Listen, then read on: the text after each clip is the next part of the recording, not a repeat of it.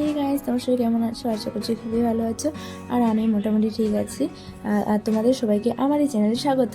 তো আজকে তোমাদেরকে দেখাবো আমি কোথায় যাই প্রতিদিন, যার কারণে আমি ভিডিও দিতে পারছি না। আর হ্যাঁ, তোমাদের কাছে সরি, মানে আমি তোমাদের কাছে সরি বলছি, তোমাদেরকে সরি বলছি, যেন তোমরা আমাকে ক্ষমা করে দাও, কারণ অনেকদিন ধরে আমি ভিডিও দিচ্ছি না। তো সেটা আজকে বলবো যে কেন দিচ্ছি না ভিডিও। তো আমি এখন মেডিকেল মোড়ে আছি। তো এখানে আমি কিছু কাজের জন্য আসি, তোমরা হয়তো এখন দেখতেই পাবে কিসের জন্য আসি। ঠিক আছে, আমি কিছু কাজের জন্য আসি। তোমরা দেখো, এই যে আমাদের মেকআপ মানে মেকআপ শিখতে আসি আমি। এটা হলো আমাদের মেকআপের রুম, যেখানে আজকে দিদি রেটে আসলে যার জন্য আমরা এখানে দাঁড়াইছিলাম। ঠিক আছে, আর এই যে মেকআপের ঘরটা দেখো কতটা সুন্দর করে সাজিয়ে রেখেছে, মানে জিনিসে ভর্তি। আমি যখন প্রথম দিন এসেছি মানে দেখে আর কি বলবো। তো এখানে আমাদেরকে প্রথমে চুল ইয়ে করা শেখাচ্ছে, কারণ অনেক দিনও হয়ে গেছে, আমি অনেক দিন ধরে আসি, মানে 2 সপ্তাহ হয়ে গেল যে আমি আসছি, কিন্তু তোমাদের সাথে শেয়ার করানো হয়নি। আরেকদিন চাইছিলাম শেয়ার করতে, বাট সেটা করানো হয়নি। ঠিক আছে, তো এখানে আমরা আজকে একটা লুক ক্রিয়েট করবো, যেটা রিসেপশন লুক করবো। যেন আমরা এখানে ক্রিম্পিং যা কিছু আছে, যারা মানে মেকআপে জানো তারা বুঝতে পারবে, মেয়েরা অবশ্যই বুঝতে পারবে। ঠিক আছে, তো আমরা এখানে ক্রিম্পিং করে দিচ্ছিলাম, যেহেতু আমাদেরকে শেখায় তার জন্য আমরা প্রথমে করে দিচ্ছি। আর ম্যাম আমাদেরকে খুব ভালোভাবে শেখায়। ঠিক আছে, তো এখানে ক্রিম্পিং করার পর ও মডেল আমাদের যা আছে সে কিছু খাচ্ছিল, আমি এখন বসে বসে গল্প করছিলাম, কারণ অনেকক্ষণ ধরে থাকবে তো একটু খিদা পাই যাবে, তার জন্য খাচ্ছিলো। আর খাওয়ার পরে যে স্টার্ট হয়ে গেলো, এটা হলো ইয়ারব্রাশ মেকআপ। তোমাদেরকে বলে দিই, কারণ যারা ইয়েতে আছে, মেয়ে আছে, তারা বুঝবে। আচ্ছা, তো বুঝতে পারো যারা মেকআপ করে, ছেলেরা অনেকেই মেকআপ করে এখন ভালো, তারা অনেক ভালো করে, আমি দেখছি অনেক ছেলেকে মেকআপ করে তারা খুব সুন্দর করে সাজায়। তো এখানে প্রথমে ম্যাম শেখায় দিল, তারপর আমরা করছিলাম। ঠিক আছে, এটা হলো আগেই বলেছি যেটা এয়ারব্রাশ মেকআপ। এখানে আমরা প্রথম যেটা আমরা ব্লেন্ড দিয়ে করি, সেটা এখানে ব্লেন্ড দিয়ে করি। যে মেশিন আছে, এই মেশিনটা কী বলেছে ভুলে গেছি। যাই হোক, এই মেশিনটা দিয়ে করতে পুরো এখান থেকে হাওয়া বাড়ে, মানে পুরোটা ভিতরেই থাকে।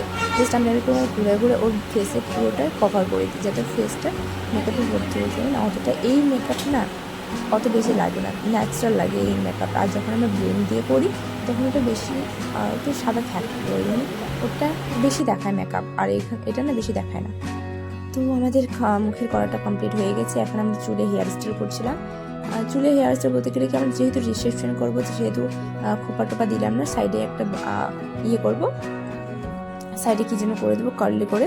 এখানে ম্যাম কার্লি করছিল, আমরা যেহেতু চুলটা একটু মানে পারি না ভালোভাবে করতে, সেই জন্য ম্যাম পুরোটা চুলগুলো করে দিয়েছি। তো কেমন লাগছে বলো, আমাদের মানে সাজানোটা কেমন আছে? আমরা যেহেতু সাজিয়ে নিয়ে ভালোভাবে, মানে ম্যামই সব কিছু করে দিয়েছিলো, তো আমাদেরকে শুধু শেখাইছিল। আর যেদিন আমরা সাজাবো সেদিনকে আমি ভিডিও দেওয়ার চেষ্টা করবো। ঠিক আছে, দেখে বলো কেমন লাগছে আমাদের মডেলটাকে। রিসেপশন লুক আর আরও কিছু ফুল দেওয়া ছিল, বাট আমার হয়নি, কারণ ফুলগুলো আনা হয়নি, যার জন্য দিনে ফুলগুলো। আর আমি এরকম করে বেরিয়ে গেছি, কারণ রাত্রে হয়ে যাচ্ছিলো, সন্ধ্যা হয়ে যাচ্ছিলো। আর একাই আসবো, কারণ আমার সাথে যে যায় বিথিকা আর ফ্রেন্ড, ও আজকে তাড়াতাড়ি বেরিয়েছে, কারণ আজকে জন্মাষ্টমী। সো যে দিনটা আমি শ্যুট করছিলাম সেটা জন্মাষ্টমীর দিন ছিল। তো এই দিন আমি দিতে পারিনি ভিডিওটা, আজকে দিচ্ছি। তো সরি, তোমাদের ঘাড়ে বল সরি বলে দিচ্ছি, কারণ ওই দিন না ভিডিওটা একটু শর্ট ছিল, যার জন্য আমি ওটা করিনি। আর মানে করেছি বলতে গেলে কি, লেটে হয়ে গেছে, আমি এডিট করতে পারিনি, লেট হয়ে গেছে। ওই দিন 2 দিন ধরে আমি পাইছিলাম, যার জন্য অনেকটা লেট হয়ে গেছে। যাই হোক, আমি এত কষ্ট করে ভিডিও শ্যুট করেছিলাম, আর ছাড়বো না, এটা কোনোদিনও হয়। তাই ভাবলাম যে ছাড়ি দিক, সরি বলেই নেবো তোমাদের কাছ থেকে। যাই হোক, তোমরা অনেকটাই ভালো আমাকে মাফ করবে। তো যাই হোক, এখন আমরা রাঙ্গাপানি রেলগেটটা পার হচ্ছি, কারণ যেহেতু অনেকটাই সন্ধ্যা হয়ে গেছে, আর আমরা 2টা ট্রেন গেছি, আমরা অনেকটা ওইদিকে মানে অনেক রাস্তা ওইদিকে গিয়েছিলাম। তো এখানে এসে তারপরে যে দেখো আমাদের সাজিয়ে ফেলছি, কেমন লাগছে বলি। এখানে ফুলে মালাটা কষ্ট করে বানিয়েছিলাম রাত্রেবেলা, সেটা ভিডিও করেছে, ভিডিওটা দিলাম না। আর মাথায় রাখছিল না, এত বারবার করে বলছে, তাও রাখছিল না। অনেক কী দিচ্ছি, সব দিচ্ছি। মালাটা যেটা ও হাতে ধরে আছে, দেখো মালাটা, ওটাও খুলে দিয়েছে। মাথার সব কিছু খুলে দিয়েছে। তার জন্য ফটো ওঠানো হয়নি, সব কান্না করে এই দেখো কান্না ভরা ওর ফটো, 2-3টা ফটো উঠাইছে। অনেকগুলো ফটো দিতে, আমরা 2-3টাই ফটো ভালোবাসে, আর কিছু ফটোই ভালোবাসে।